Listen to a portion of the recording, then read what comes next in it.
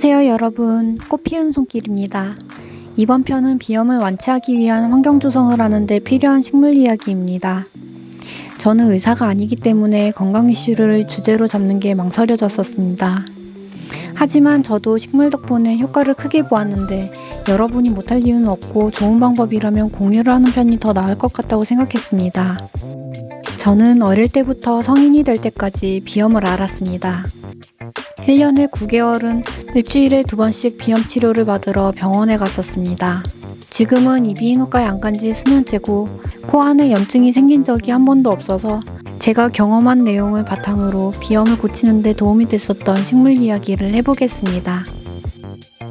비염은 불치병이라고 여기고 완치될 것이라고는 상상도 못했었던 때가 있었습니다. 학교 다닐 때는 비염이 심해진 시기와 시험 기간이 겹치는 것이 너무 힘들었었던 기억이 있습니다.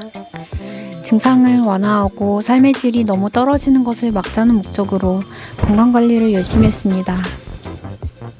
수면의 질을 높이고 영양제 먹는 것과 영양가 있는 식사를 병행하면서 공기청정기를 방마다 트는 것도 했는데 완치는 되지 않았지만 증상이 상당 부분 호전되었습니다.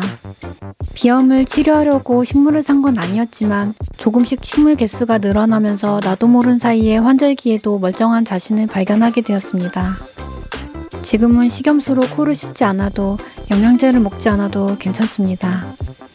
처음엔 식물이 보조적인 역할을 하는 것 같았는데 시간이 지나면서는 가장 중요한 먼지 없는 환경을 만들어주는 것 같았습니다. 먼지 잡는 것과 강력한 가습 효과 두 가지 기능이 핵심인데 집에 머무는 가장 긴 시간인 수면 시간을 위한 환경을 조성하는 것이 중요합니다. 창틀에 빼곡히 수염 틸란드시아를 배치했습니다. 틸란드시아가 방 전체 필터 역할을 합니다. 창문 밖에서 들어오는 먼지를 1차적으로 차단해줍니다.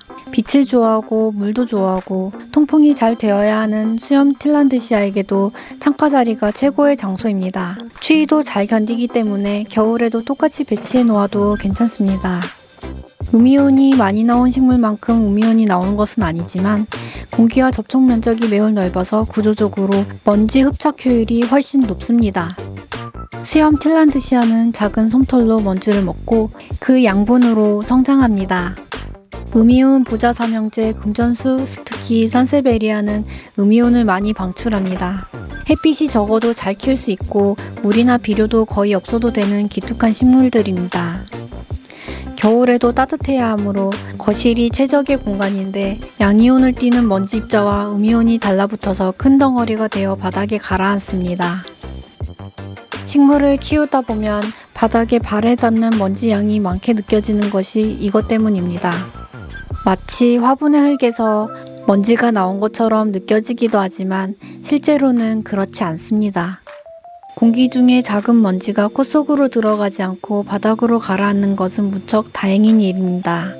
청소는 더 자주 해야겠지만요. 제 개인적인 의견은 음이온이 많이 나오는 식물을 공부방이나 침실에 두는 것보다 거실에 잔뜩 모아놓고 청소기로 자주 먼지를 제거하는 것이 효과적인 것 같습니다. 거실에서 방으로 흘러들어가는 먼지의 양을 줄이기 위해서입니다. 공부방이나 침실은 가습 효과가 있는 다음의 식물들이 더 좋습니다. 직접 코에 가습기를 쐬는 것보다 더 간편하고 일상생활을 하면서 알게 모르게 강한 습도 유지 기능을 하는 아레카야자입니다. 뾰족한 모양이 싫다면 동글동글한 홍콩 야자도 좋습니다. 야자 종류는 가습에 있어서 최고의 효율을 자랑합니다. 관엽식물인 스파트필름은 종류도 다양하고 가격도 저렴하고 쑥쑥 자라기 때문에 작은 포트를 들여서 크게 성장하는 것을 보는 것이 매우 즐겁습니다. 일반 스파트필름은 피스릴리라고도 불리며 백합과 같이 아름답고 우아합니다. 형광 스파트필름은 연두빛 잎사귀가 매우 싱그럽습니다.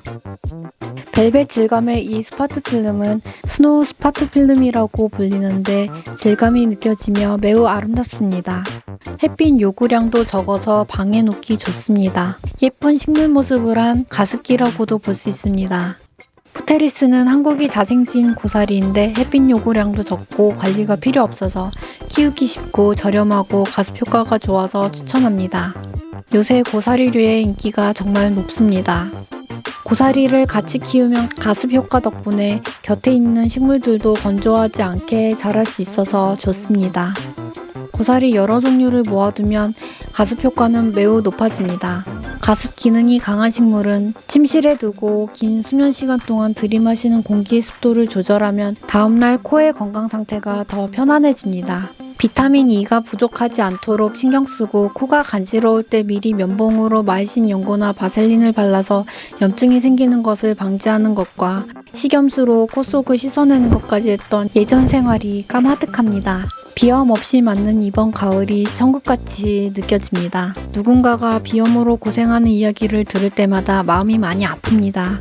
제가 알려드린 식물 몇 가지는 이미 갖고 계실지 모르겠습니다. 적재적소에 배치하셔서 더 큰 효과를 보시기 바라겠습니다. 시청해주신 여러분께 감사드리며 좋아요, 구독, 알람 설정까지 부탁드립니다. 그럼 저는 다음 영상과 함께 찾아뵙겠습니다.